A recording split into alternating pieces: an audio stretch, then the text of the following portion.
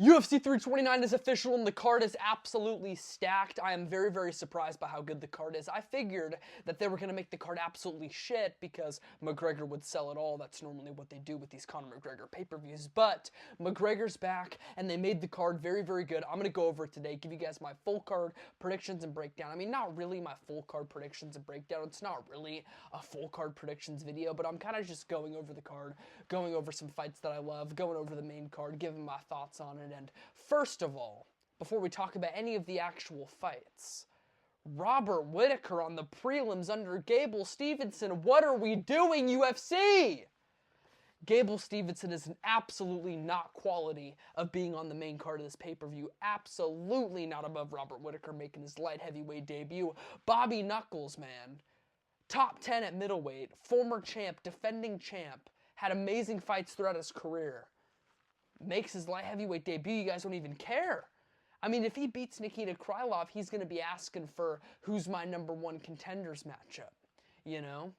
And now we're just bumping him on the prelims. I don't understand it. But there are some absolutely amazing fights on the prelims. We got Cody Garbrandt versus Adrian Yanez, which is an absolute banger. I think that card's going to be an absolute banger. Cody Garbrandt coming off of not the best performance, probably the worst winning performance I've ever seen against Xiaolong. And Adrian Yanez, who's coming off of an amazing performance that he somehow didn't win against Ricky Simón that got overturned, not overturned, but it got ruled a draw, which I really don't feel like it should have. But, you know, Ricky Simón in Seattle, I could definitely see how it could happen.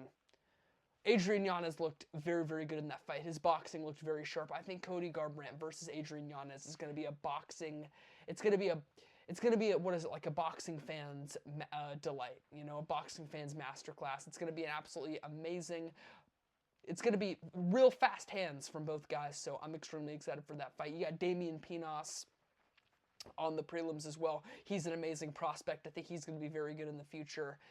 The prelims are very, very good. Obviously, Robert Whittaker versus Nikita Krylov. Somehow on the prelims, I think Robert Whittaker actually beats Nikita Krylov here.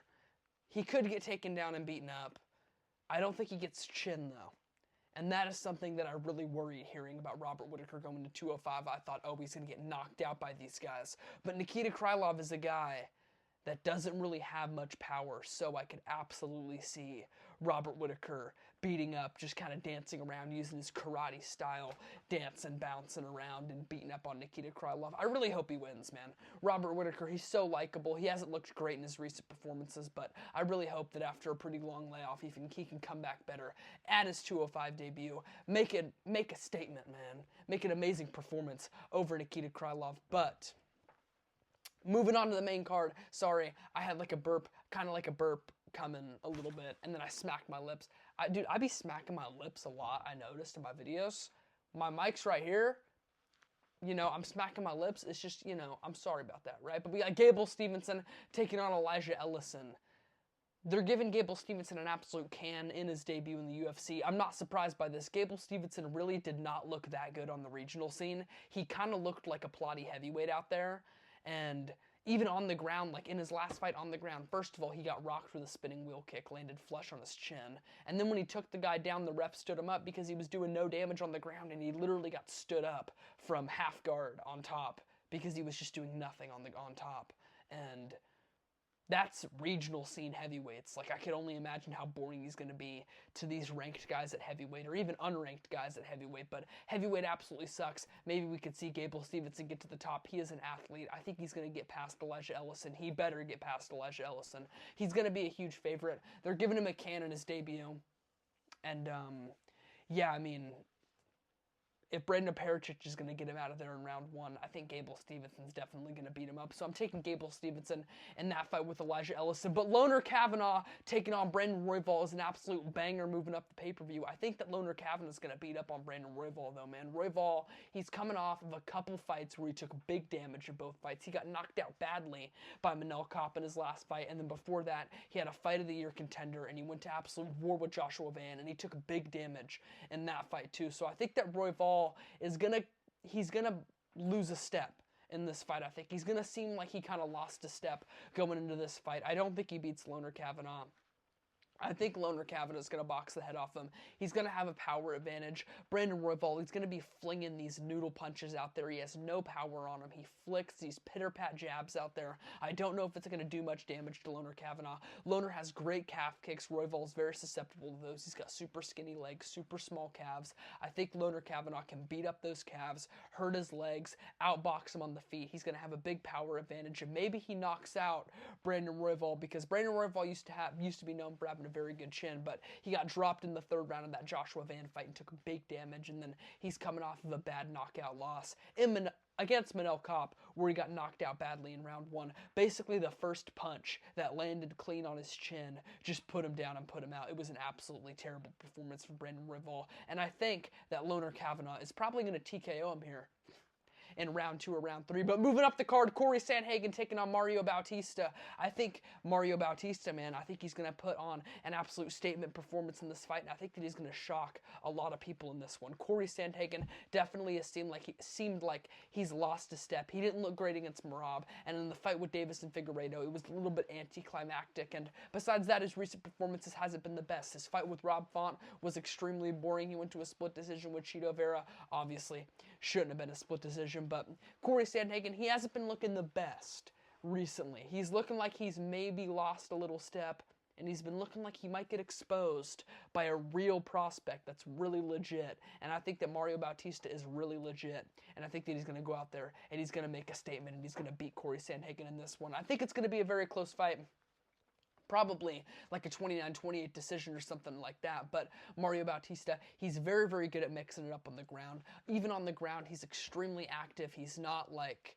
He's moving from position to position, but he's also looking for submissions. It's not like he's going for position over submission or submission over position necessarily. He's extremely good on the ground. He's extremely good with his top control, moving from positions, finding the back, finding submittable positions, and I think that he's going to take down Corey Sandhagen here. And on the feet, Corey Sandhagen is a little bit of a feint, move around merchant, switch stance, like a switch stance feint merchant, you know? Like, he does a lot of things, but like he's not really doing much. Like he does a lot of like technical, you know, like he'll switch his stance, he'll feint at range, he'll get the outside foot positioning, he'll circle, throw a wheel kick, do something, but it's like not actually doing a lot is Corey Sandhagen when you look at him in his fights. And I think that Mario Bautista is just going to be better than him. He's going to be more active than him. He's going to get the takedowns when they matter. And he honestly might 30-27 Corey Sandhagen and steal every single round in this fight.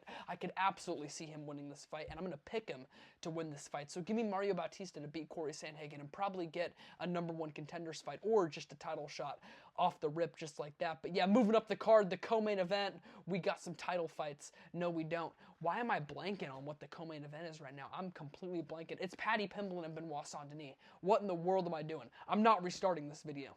I'm already over 8 minutes in. I'm not restarting this video. We're filming it. I don't care. I don't care a lot. I don't care a lot. We're going into a lot. Paddy Pimblett, you fucking fool. He's going to take his head off. I think he's going to take Benoit Saint-Denis' head off. I just think he's going to get him, man. I just really think he's going to get him.